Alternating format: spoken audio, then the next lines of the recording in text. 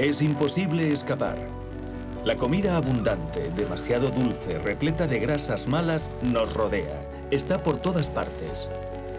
Y después de décadas, nuestros cuerpos siguen sin adaptarse bien a estos nuevos hábitos alimenticios. Pero ¿y el cerebro? ¿Nuestra salud mental, nuestros estados de ánimo y nuestras capacidades cerebrales también están a merced de nuestro apetito?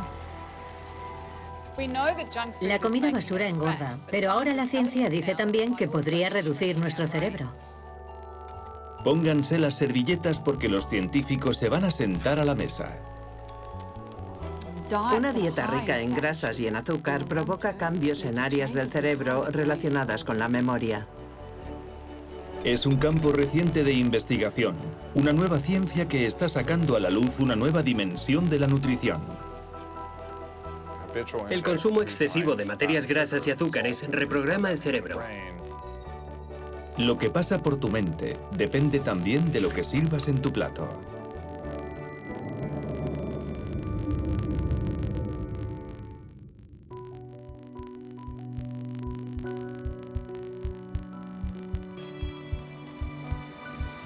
Todo comienza con las primeras comidas, incluso antes del nacimiento.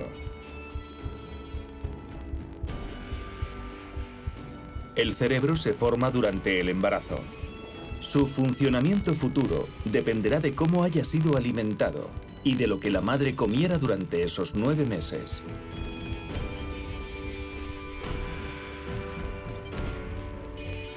Las consecuencias de una mala alimentación durante la gestación en la salud del bebé son conocidas desde hace mucho tiempo. Pero hoy, en Australia, son los efectos sobre el funcionamiento del cerebro lo que preocupa a los científicos. Felice Jacquat, profesora de la Universidad de Melbourne, es una de las mayores especialistas en la relación entre la nutrición y el cerebro. Ha estudiado el comportamiento de miles de niños tras observar los hábitos alimenticios de sus madres en el transcurso de un extenso estudio que incluía a 23.000 mujeres embarazadas. Medimos la cantidad de comida basura y de alimentos procesados que comían, pero también el consumo de alimentos más saludables, ricos en fibras y nutrientes. Luego observamos la conducta emocional de sus hijos durante los primeros 5 años de su vida. Obviamente, tuvimos en cuenta otros factores, como la educación, los ingresos y la salud mental de los padres. Y constatamos, y era evidente, que las madres, que durante el embarazo se alimentaban de alimentos procesados, bebidas azucaradas y aperitivos salados, tenían hijos más propensos a ser agresivos, coléricos e inestables. Esta correlación inquietante sugiere que la dieta de la madre afecta a la salud mental del niño. Pero es algo que aún queda por demostrar en un nivel biológico. En cualquier caso, Felice Jacquat está convencida de que es así. Un estudio noruego también nos ha permitido descubrir que la alimentación del niño es tan importante como la de la madre. Demasiada comida basura y poca comida saludable generan conductas más coléricas y agresivas, pero también más tristeza, ansiedad, preocupación y pesadillas. Las conclusiones de la profesora Jacquat han sido posteriormente confirmadas por estudios realizados en España, los Países Bajos y Canadá. Existe una relación entre la calidad de la alimentación y los problemas de conducta de los niños. Pero ¿cuál es su naturaleza? ¿De qué manera interfiere la alimentación en el funcionamiento de las neuronas? Hoy el exceso de grasa y de azúcar se encuentra en el punto de mira de los científicos que estudian el cerebro. Los excesos, pero también las carencias. Los alimentos procesados, la comida basura, a menudo carente de nutrientes, no proporcionan todo lo que el cuerpo y en especial las neuronas necesitan.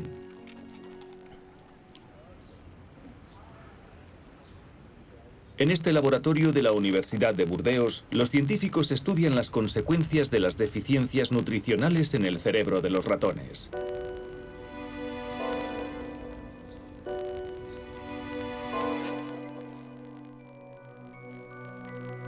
Este experimento sirve para medir la ansiedad. El animal puede elegir entre explorar la parte iluminada o bien ocultarse en la oscuridad. Un ratón normal siempre dedicaría tiempo a explorar el espacio iluminado. Pero este en particular fue privado de omega 3 desde su nacimiento. Los omega 3 son grasas buenas, conocidas sobre todo por sus beneficios para el corazón y las arterias. En lugar de explorar su entorno, el ratón se refugia en un rincón oscuro del que no saldrá.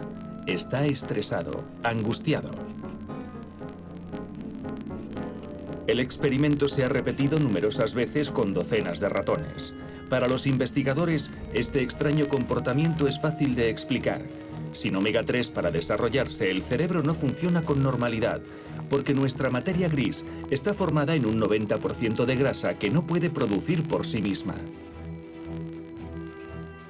El cerebro es el órgano, después del tejido adiposo, más rico en ácidos grasos poliinsaturados, también conocidos como omega 3. Los omega 3 son indispensables y como nuestro organismo no puede producirlos, necesitamos ingerirlos a través de la comida. El pescado azul, las vísceras, los aceites vegetales, las semillas, como las nueces y las almendras, han sido durante mucho tiempo la principal fuente de omega 3 para los humanos. Pero cada vez es más difícil encontrar esos alimentos en la cocina de los países industrializados. Sophie Layet ha querido dar un paso más y comprender qué sucede en el interior de los cerebros privados de omega 3 de esos ratones ansiosos.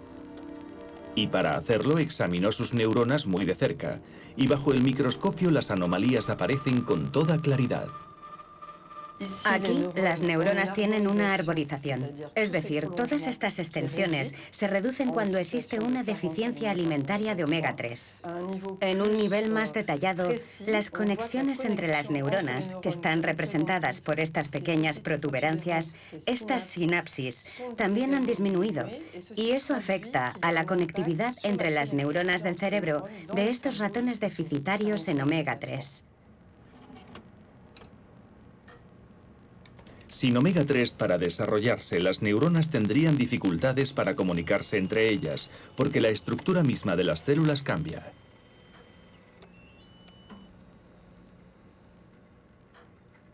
El omega 3 que consumimos llega al cerebro y se incorpora a las membranas de las neuronas, dando flexibilidad a las membranas de las neuronas más importantes, permitiendo que esas neuronas se conecten mejor entre ellas. La cantidad de omega 3 que llega al cerebro es crucial para hacer que las células cerebrales sean más eficientes. Porque cuando estos ácidos grasos se incorporan a las membranas, mejoran sus propiedades eléctricas.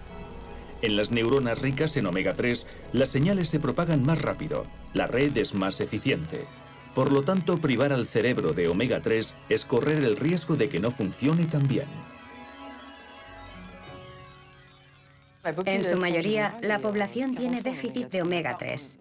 El omega 3 que se consume es insuficiente, por eso es importante vigilarlo, sobre todo en periodos especiales como el de crecimiento, que es el momento en el que los omega 3 se incorporan de forma masiva al cerebro. Y también en la adolescencia, ya que es un periodo singular de cambio alimentario. Y también durante el envejecimiento, cuando el cerebro tiene más dificultades para asimilar los omega 3, por lo que hay que aumentar la ingesta de omega 3. Primera regla para que un cerebro funcione a pleno rendimiento: evitar carencias. Pero también es necesario que los nutrientes saludables sean accesibles, que exista una alimentación variada. ¿Qué les sucede a las neuronas cuando las comidas son pobres y sobre todo siempre iguales? El hámster europeo, que durante mucho tiempo prosperó aquí, en la llanura alsaciana, está hoy pasando por esa dolorosa experiencia. Desde 1960, la población de hámsters ha disminuido drásticamente. Hoy se encuentra al borde de la extinción y hemos visto que la superficie agrícola dedicada al cultivo de maíz ha aumentado. Carolina Bolt se preguntó si el colapso de la población estaría relacionado con la repentina superabundancia de maíz. Y llevó a cabo un experimento de laboratorio en el que alimentaba al hámster exclusivamente con ese cereal. Durante la reproducción se han observado alteraciones en el comportamiento de las hembras, que se traducían en hiperagresividad e hipersensibilidad cuando se producía algún tipo de ruido en la sala.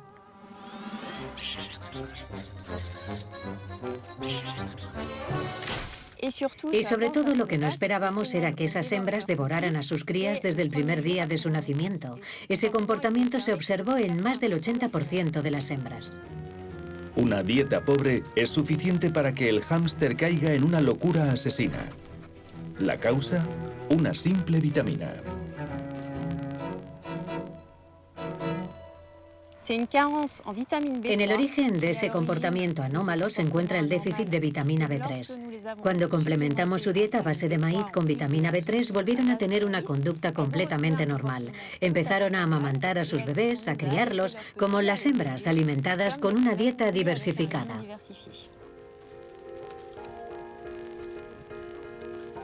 Las desventuras del hámster tienen algo inquietante.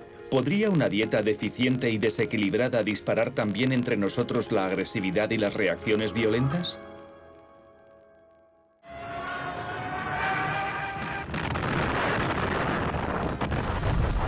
Los archivos de la última guerra en Holanda han permitido a los científicos estudiar esta cuestión. En aquella época, la escasez de alimentos tuvo graves consecuencias en el comportamiento de toda una generación. Durante la Segunda Guerra Mundial hubo una gran hambruna en los Países Bajos.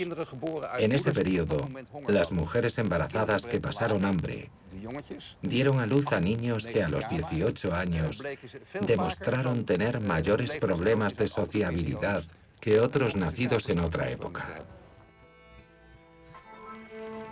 Impulsividad, agresividad y violaciones recurrentes de la ley.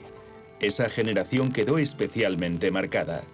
Desde entonces, numerosos estudios han establecido una relación entre la violencia y la calidad de la alimentación cotidiana.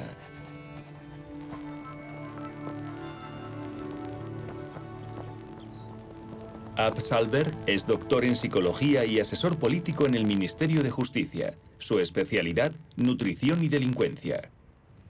Está convencido de que enriquecer la alimentación con vitaminas, ácidos grasos y minerales puede reducir la agresividad.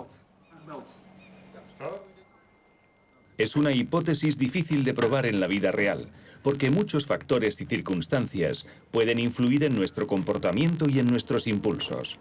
Para estudiar la nutrición en un contexto casi ideal sin la influencia de muchos factores, eligió la prisión.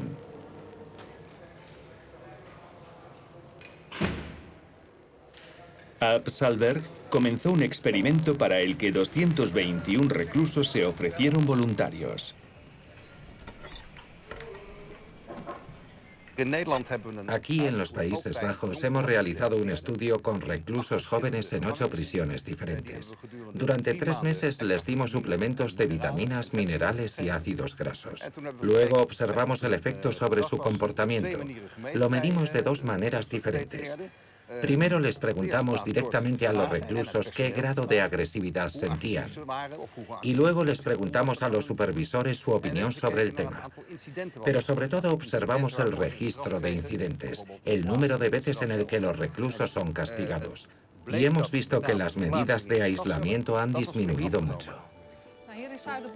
En el grupo de reclusos cuyas comidas habían mejorado, el número de incidentes se redujo en 1/3.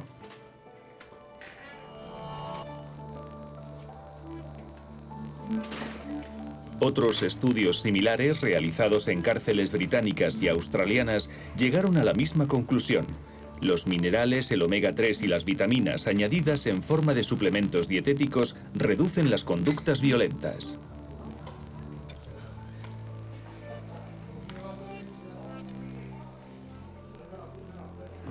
El siguiente paso es probar si nuestros descubrimientos científicos pueden ponerse en práctica.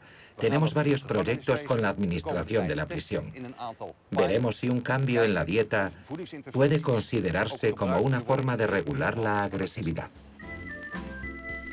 Lo que ingerimos tiene, por lo tanto, el poder de cambiar nuestros estados de ánimo y de estimular ciertos impulsos. Pero ¿podría el contenido del plato influir también en nuestras decisiones, aquellas que creemos tomar con toda la libertad del mundo? Cuando se le pregunta a la gente si cree que la alimentación, lo que come, afecta a su salud, la mayoría responde sí. Pero cuando la pregunta es si la comida también influye en lo que se piensa, en las decisiones, muy pocas personas están dispuestas a creer que es así. Sin embargo, en el prestigioso Instituto de Psicología de la Universidad de Lübeck, en Alemania, la profesora So-Young Park, por primera vez, aportó la prueba. Su trabajo ha desvelado el mecanismo por el cual la comida influye en nuestros pensamientos. Y para hacerlo, la científica ha desarrollado un experimento bastante original. Imagina que tienes que resolver el siguiente dilema. El dinero colocado sobre la mesa se dividirá en dos partes, pero será tu compañero de juego, un desconocido, quien decidirá cómo repartirlo. Te doy 2 euros y me quedo 8 para mí. Si aceptas esa oferta injusta, te irás con algo de dinero, pero mucho menos que él. Si la rechazas, nadie gana nada. Entonces, ¿qué es lo que harías? ¿Aceptas la oferta y te llevas 2 euros aunque te sientas engañado? ¿O te niegas y te marchas con los bolsillos vacíos pero con la cabeza bien alta? Pues bien, resulta que coger o no coger el dinero depende de una condición sorprendente: lo que acabas de comer.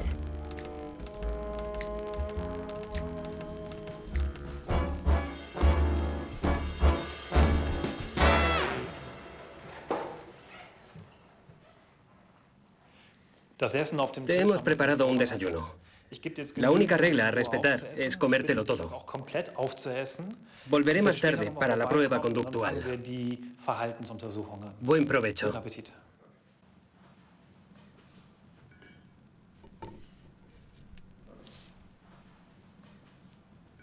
En el marco de este estudio, observamos a 24 personas que vinieron 2 veces al laboratorio para tomar 2 desayunos diferentes. Y comprobamos que la misma persona tomaba decisiones completamente diferentes en función de lo que había comido esa mañana.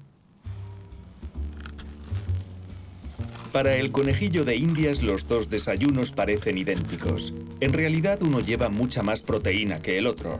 La proporción de proteína en relación al azúcar es el único parámetro que cambia. Unas horas después de comer, el conejillo de Indias se somete a varias pruebas en el ordenador. Hoy tiende a aceptar la oferta. Su interés se impone a su malestar. Se irá con un poco de dinero en el bolsillo. La semana pasada lo rechazó casi siempre y no ganó casi nada. El sujeto que había tomado un desayuno más rico en proteínas por la mañana se mostró más tolerante ante las ofertas injustas. Por el contrario, el sujeto que había tomado un desayuno rico en carbohidratos se mostró más intransigente ante las ofertas injustas. Por término medio, cuando el sujeto ha ingerido poca proteína, rechaza el doble de veces las ofertas injustas. Pero ¿cómo se explica un resultado tan sorprendente? Para comprenderlo y tener una evidencia biológica, les hicieron análisis de sangre. Enviaremos la sangre al laboratorio para analizarla. Vamos a medir los niveles de hormonas y de aminoácidos en tu sangre. Entre las hormonas nos interesan la insulina, el cortisol, la adrenalina y la ACTH. Y entre los aminoácidos, los triptófanos y la tirosina.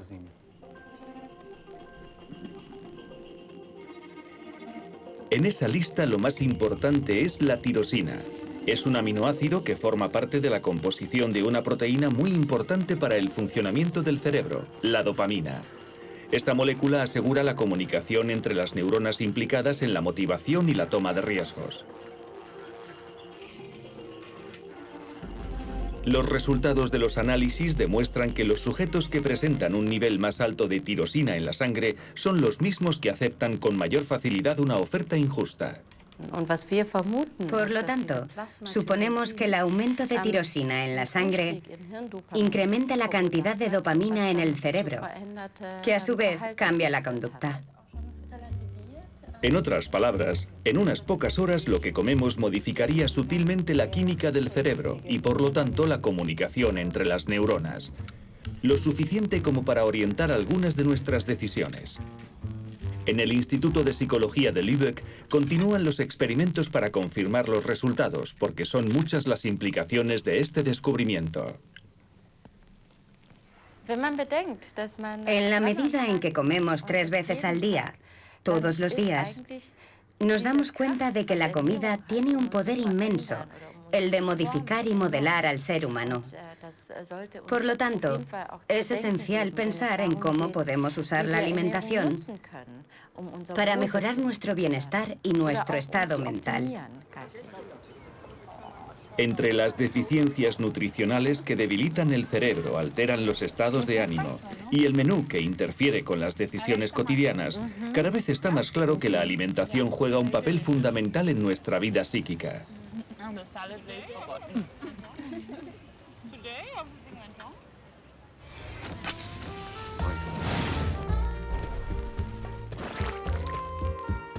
Pero, ¿qué pasa con la comida basura rebosante de azúcar y de grasas malas? ¿Qué pasaría si solo comiéramos eso?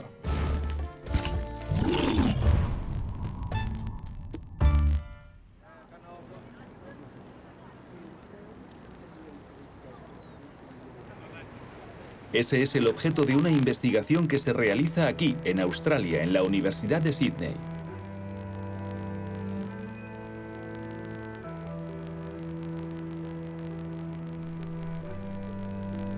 Margaret Morris dirige el único laboratorio del mundo en el que las ratas son alimentadas con comida basura.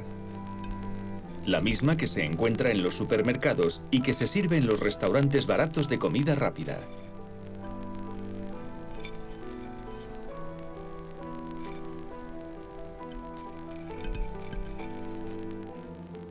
Para nuestros experimentos utilizamos lo que todo el mundo come en Occidente. A nuestras ratas les damos pasteles, patatas fritas, tartas y galletas. Todo comida barata y preparada. Reproducimos los hábitos alimentarios del mundo occidental. Primera consecuencia. La rata duplica sus raciones de comida. El animal nunca está satisfecho, pero eso no es lo más sorprendente.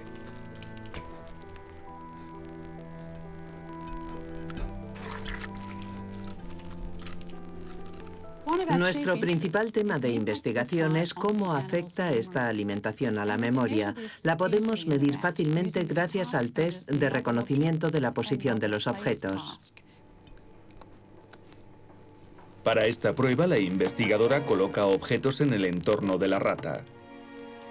Inmediatamente la rata se acerca a examinarlos, ya que los roedores son muy curiosos por naturaleza. Una vez que el animal termina de explorar y memorizar su entorno, lo apartan momentáneamente.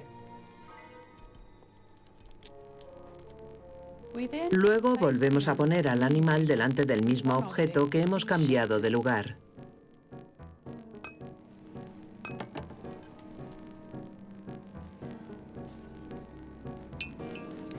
Cuando regresa, la rata pasa más tiempo examinando el objeto que ha cambiado de lugar, porque el otro ya lo conoce. Está grabado en su memoria.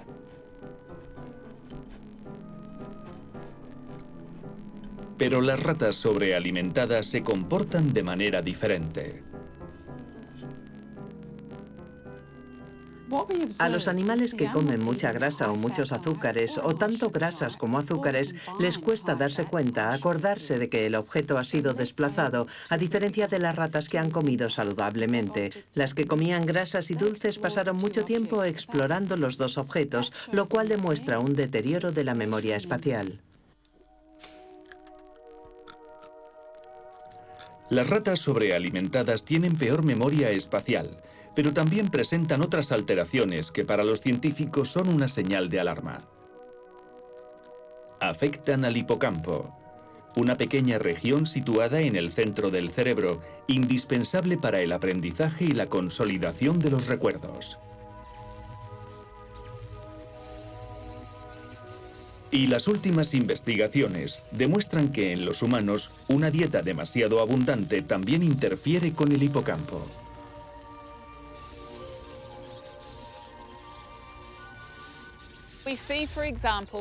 Se ha demostrado una relación directa entre la alimentación y el tamaño del hipocampo, pero también con la materia gris y la materia blanca. Los resultados de otros estudios experimentales demuestran que 4 días de ingestión de comida basura es suficiente para perjudicar las funciones cognitivas que dependen del hipocampo. ¿Ha pedido una coca? Está muy rica. No importa si era una coca. Me gusta su sabor. No. ¿Puedo pedir también unas patatas fritas?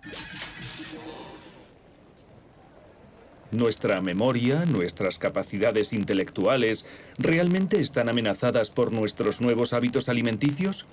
Aún es demasiado pronto para ser categórico. Pero los indicios se acumulan y preocupan a los científicos. Margaret Morris ahora intenta entender cómo una alimentación abundante perturba el cerebro de sus ratas hasta el punto de afectar a su operatividad. Y una hipótesis comienza a tomar cuerpo. Comer demasiada grasa, demasiado azúcar, desencadena una reacción inflamatoria que se extendería a las neuronas. Esos alimentos provocan una reacción inflamatoria en el cuerpo. Es un mecanismo bien conocido por las personas obesas, pero parece que también es una reacción aguda. Hemos constatado que los niveles de moléculas inflamatorias aumentan en función de la dieta. Una alimentación abundante desorienta al sistema inmunitario. Se asusta y desencadena una reacción inflamatoria, especialmente en los tejidos grasos. Nuestras masas grasas liberan moléculas que propagan la inflamación por todo el cuerpo. Se pensaba que las neuronas estaban a salvo de ese fenómeno, bien protegidas detrás de la barrera hematoencefálica, la membrana que rodea los vasos sanguíneos y que normalmente protege el cerebro. El aumento de la inflamación en el cuerpo se extiende al cerebro. La razón es que la barrera hematoencefálica, que normalmente protege al cerebro de las moléculas inflamatorias, podría estar dañada por la alimentación y haberse vuelto porosa, permitiendo el paso de esas moléculas. En las ratas, como respuesta a esa alimentación, se observaron cambios en los niveles de moléculas inflamatorias en el interior del cerebro, que están relacionadas con la pérdida de memoria. Cuando la inflamación se infiltra en las meninges, se desencadena un fenómeno particularmente sorprendente. En su laboratorio, Sophie Layet acaba de demostrar en ratones sobrealimentados que unas células inmunitarias del cerebro, las células microgliales, empiezan a devorar neuronas.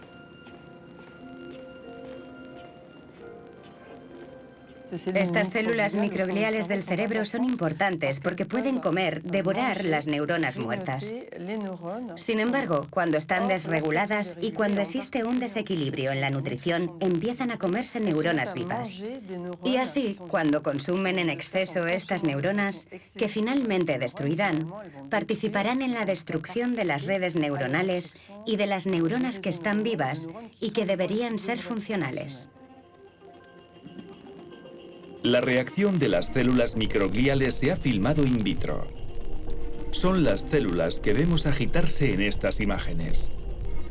En rojo aparecen los fragmentos de neuronas que ingieren. En un ratón obeso la actividad se vuelve frenética. Se sospecha que este fenómeno en el corazón de las neuronas altera significativamente el buen funcionamiento del cerebro.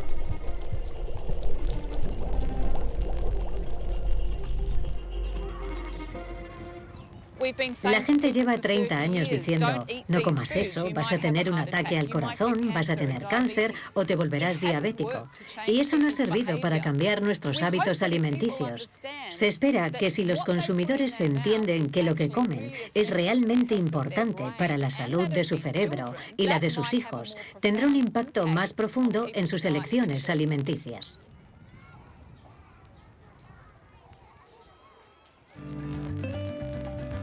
Tomar conciencia de que ciertos hábitos alimentarios perjudican al cerebro es una cosa, pero ¿cómo resistirse a la tentación?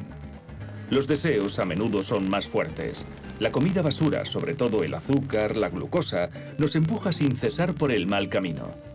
El azúcar, acusado de manipulación, hace con nuestras neuronas lo que quiere.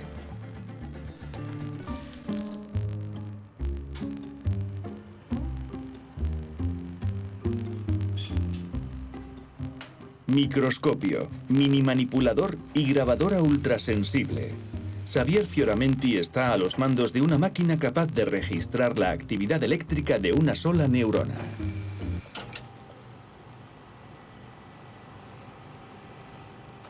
El principio es simple. Un trozo de cerebro de ratón sumergido en un líquido que lo mantiene vivo.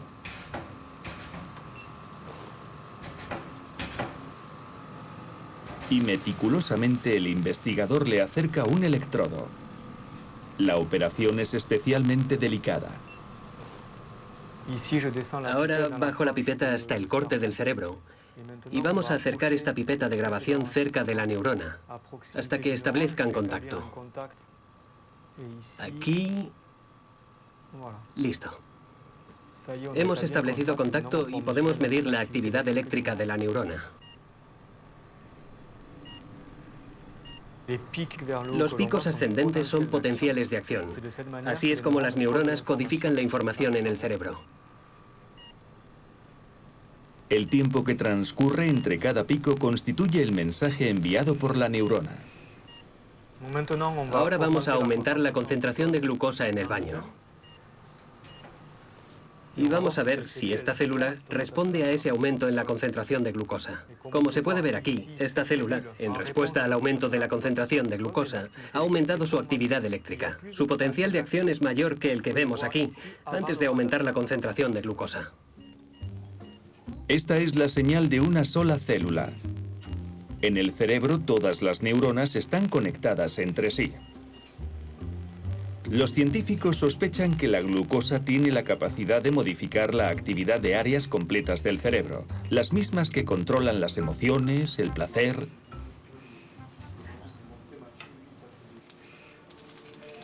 ¿Es así como se apodera el azúcar de nuestra voluntad? De momento, esa solo es una hipótesis. Pero la adicción a la dependencia al azúcar es hoy el objeto de una intensa investigación en los laboratorios. Y lo que cada vez parece más evidente es que el poder del azúcar es similar al de una droga.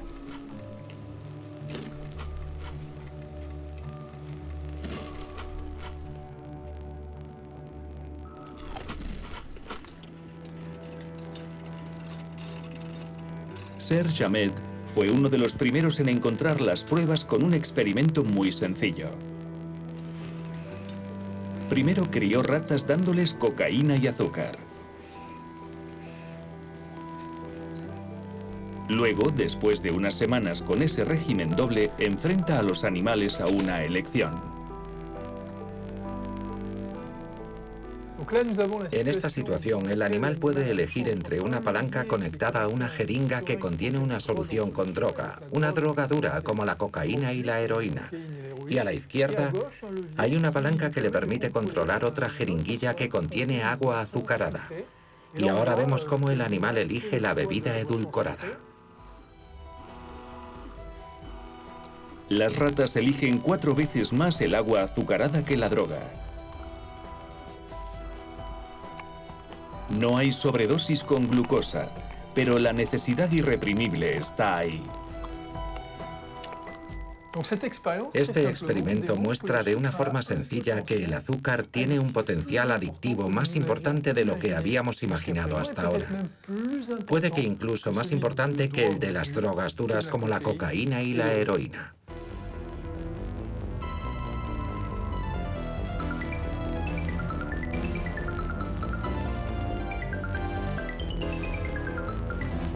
Actualmente vivimos en un entorno alimentario en el que encontramos azúcar en un montón de alimentos. Por supuesto, en alimentos en los que nos lo esperamos, como las bebidas azucaradas. Pero también lo encontramos en alimentos que no pretenden ser dulces, como el jamón o la sopa. Podríamos poner muchos otros ejemplos, pero añadir azúcar a esos alimentos contribuirá al hecho de que haremos adictas a las personas sin que éstas lo sepan.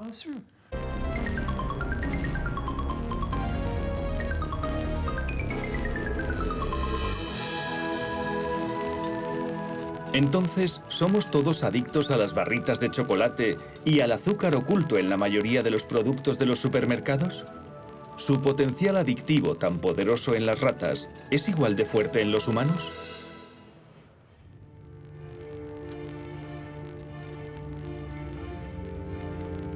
La influencia de los alimentos dulces en el cerebro humano es justo lo que se investiga aquí, en el Instituto de Investigación de Oregón.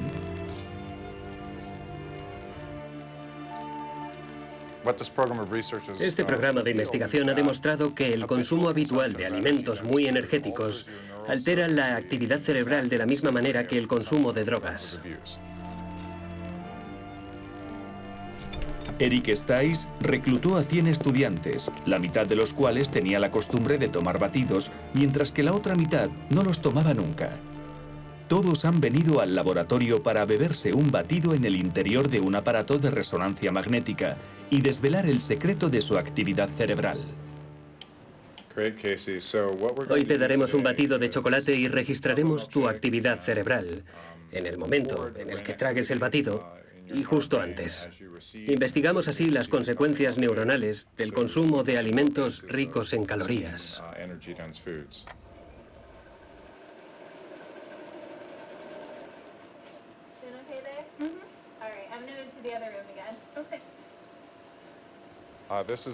Es muy sencillo. Bebe el batido y permanece inmóvil. Después de tenerlo durante 5 segundos en la boca, puedes tragarlo. Repetiremos la experiencia varias veces. Gracias a un simple tubito, el sujeto puede sorber su batido sin mover la cabeza. Hemos descubierto que entre las personas que no tienen el hábito de tomar batidos, el circuito de la recompensa se activa fácilmente y se ilumina con mucha fuerza. Por el contrario, entre quienes consumen batidos a menudo, la reacción es diferente. Prácticamente no hay ninguna respuesta. Esto demuestra que el consumo regular de alimentos muy ricos en calorías reduce el placer que sentimos al comerlos.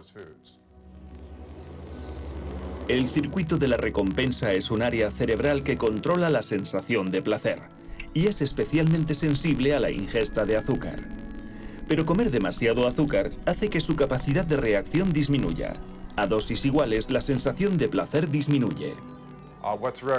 Lo más interesante es que quienes consumen cocaína u otras drogas con mucha frecuencia muestran un patrón muy similar. Necesitan aumentar su consumo para sentir el mismo placer. La razón es la disminución de la reacción del circuito de la recompensa cuando se consume demasiado de aquello que produce placer. Dicho de otra manera, cada vez se necesita más para tener una dosis.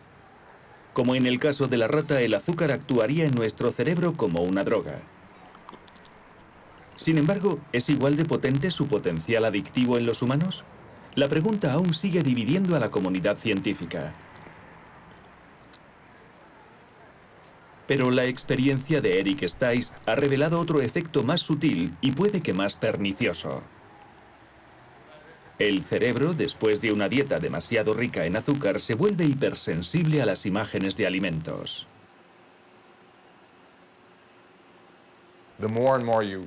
Cuantos más helados consumes, menos reacciona tu circuito de la recompensa. Sin embargo, el circuito de la recompensa se activa con más fuerza cuando ves un anuncio de un helado. El circuito se dispara cuando ves una heladería mientras conduces o cuando ves un anuncio de helados en la televisión. Y se activa mucho más entre quienes consumen a menudo helados que entre quienes nunca los comen. Es este mecanismo el que incita a comer sin tener hambre y está en el origen de la obesidad y de todos los problemas de salud que conlleva. La influencia directa de la alimentación en nuestro cerebro juega, por lo tanto, un papel crucial en lo que elegimos comer cada día. La conducta alimentaria ha resultado ser un fenómeno extremadamente complejo. Los problemas de salud pública impulsan a los científicos a estudiar todos los mecanismos que rigen las decisiones que tomamos a diario.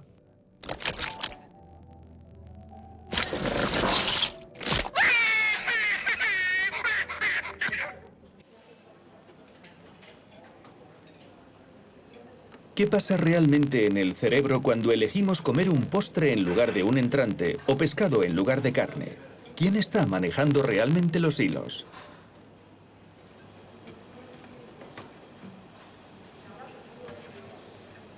El laboratorio de Carlos Ribeiro está a la vanguardia de la investigación sobre las elecciones alimenticias. Lo que queremos descubrir son todos los componentes, los genes, las moléculas, las neuronas, que rigen las decisiones alimentarias. Y para ello necesitamos hacer estudios muy precisos. La simplicidad de su modelo, la mosca, permite explorar nuevas vías y nuevas hipótesis.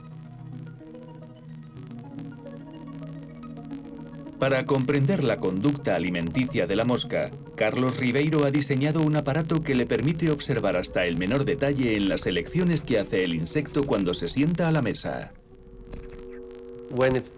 Cuando la mosca toca la comida, lo podemos ver con este sensor. Es igual que el que usamos en una tableta o un teléfono táctil, salvo que aquí no detecta un dedo, sino el contacto con la comida.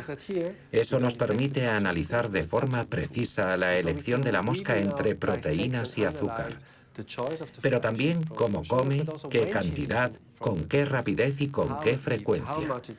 Realmente podemos diseccionar todos los detalles de esas decisiones controladas por el cerebro. Gracias a esta técnica, Carlos ha demostrado que lo que orienta las elecciones alimentarias es, en primer lugar, las carencias. Naturalmente, las moscas con déficit de proteínas prefieren los alimentos ricos en proteínas. Pero observándolas con más atención, Carlos descubrió que ese no era siempre el caso. Nos dimos cuenta de que algunas moscas nunca se sentían atraídas por las proteínas. Así que intentamos entender por qué. Y descubrimos que los intestinos de las moscas que no se interesaban por las proteínas estaban colonizados por bacterias. Después de realizar numerosos experimentos, hemos demostrado que hay dos bacterias específicas que inhiben el apetito por las proteínas. Por lo que estas dos bacterias tienen un impacto muy importante en la necesidad de proteínas de las moscas. Las moscas, en el momento en el que eligen su comida, están influidas por las bacterias presentes en su intestino. Evidentemente, este descubrimiento inesperado plantea una pregunta importante. ¿Las bacterias de nuestra propia flora intestinal, lo que los científicos llaman la microbiota, dan órdenes también a nuestro cerebro? ¿Juegan algún papel en nuestras preferencias alimentarias?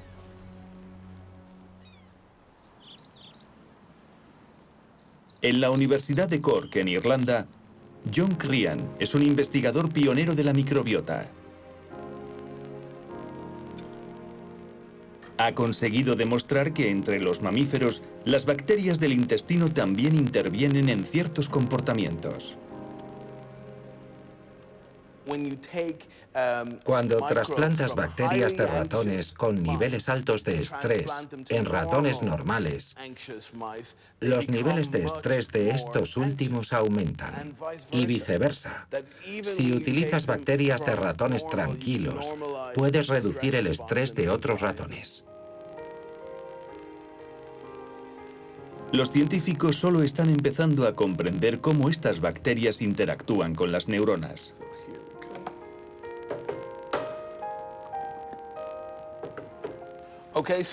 Retiramos los órganos y descubrimos el nervio vago. Es este en amarillo. Es el nervio largo que conecta todos los órganos y que baja hasta los intestinos. Es realmente el canal de comunicación clave entre nuestros intestinos y nuestro cerebro. Hace unos años, demostramos junto con nuestros colegas canadienses que si cortábamos el nervio vago a un ratón, todos los efectos relacionados con ciertas bacterias desaparecían. Eso demuestra que el nervio vago es una vía de comunicación clave entre los intestinos y el cerebro. Aún nos queda comprender qué es lo que pasa exactamente en el cerebro.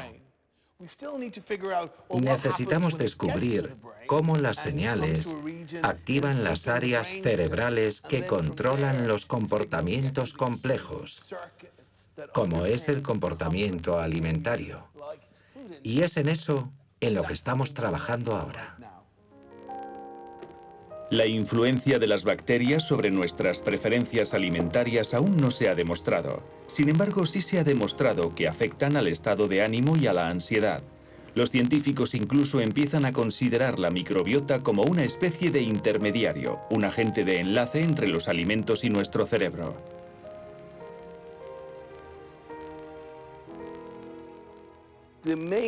El principal factor que influye en la flora intestinal es la comida que consumimos. La diversidad de la dieta es esencial. Desde el nacimiento hasta la muerte, la dieta determina la composición de la microbiota. Ahora hemos empezado a darnos cuenta de la influencia de lo que comemos en la composición de nuestras bacterias y por lo tanto de la importancia de nuestra alimentación en lo que pasa en nuestro cerebro. Nuestro bienestar depende entonces, entre otras cosas, del de nuestra microbiota. Una buena dieta para nuestro estado de ánimo es una dieta que, en primer lugar, sea la adecuada para las bacterias en nuestros intestinos. Esta conclusión dio lugar a la idea de utilizar alimentos que cuiden del cerebro y de su salud mental. Y ahí entra la famosa dieta mediterránea, que ha seducido a los científicos. La dieta mediterránea es muy rica en alimentos vegetales, mucha verdura, legumbres, pero también frutas. Otro elemento importante son las legumbres, como las judías, las lentejas, los garbanzos y también las nueces y las semillas, el pescado y, por supuesto, el aceite de oliva. El aceite de oliva es un elemento muy importante de la dieta mediterránea.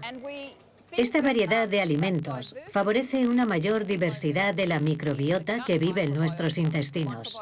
La relación entre esa diversidad en el interior de los intestinos y la buena salud está demostrada.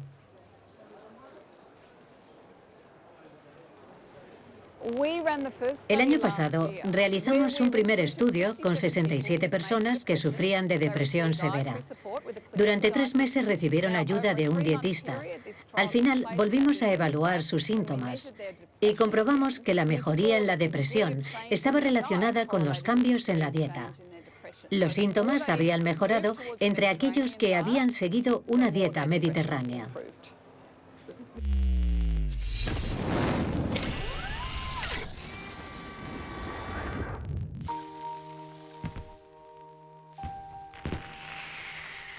Poner la cocina al servicio del cerebro es una idea que sigue ganando terreno.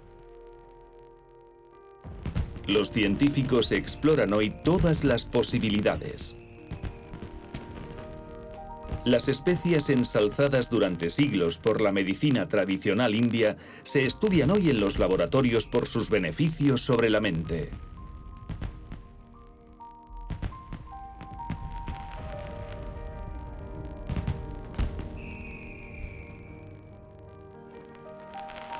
Los frutos rojos también despiertan muchas esperanzas. Los polifenoles que contienen poseen la capacidad de vigorizar las neuronas en declive.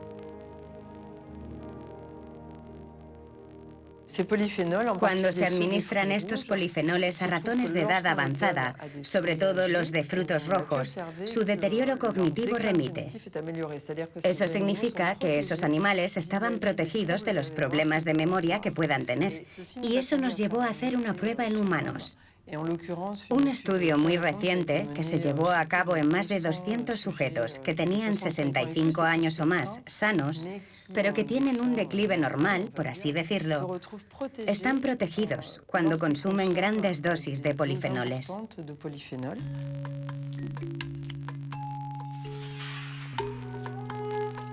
¿Son los frutos rojos y las especias los ingredientes milagrosos para tener unas neuronas eternamente jóvenes? Aún es pronto para decirlo. La ciencia apenas ha empezado a descubrir los secretos de esta inesperada relación entre la alimentación y el cerebro. El menú ideal para nuestro cerebro continúa siendo un gran misterio. Pero una dieta diversificada y equilibrada, que evite los alimentos procesados, el azúcar y que favorezca las frutas y verduras, parece a día de hoy la mejor receta para conservar mejor las facultades mentales. Mi abuela decía, eres lo que comes, así que come bien. Y la ciencia está demostrando que mi abuela tenía razón. En los próximos años, es muy probable que comencemos a pensar en nutrición y medicina personalizadas y a comprender muy claramente cómo interactúan los alimentos con el cerebro. Si limitáramos las carencias, ¿eso reduciría la criminalidad? Es demasiado pronto para decirlo. Lo que sí sabemos es que cuando apostamos por una alimentación sana, eso tiene consecuencias en la conducta. Cuantas más barritas de chocolate comemos, más necesitamos y más barritas de chocolate comeremos. Es monstruoso. Lo mejor que puedes hacer si tienes hijos es darles una dieta saludable y no acostumbrarlos a comer este tipo de mierda. He dicho mierda, perdón.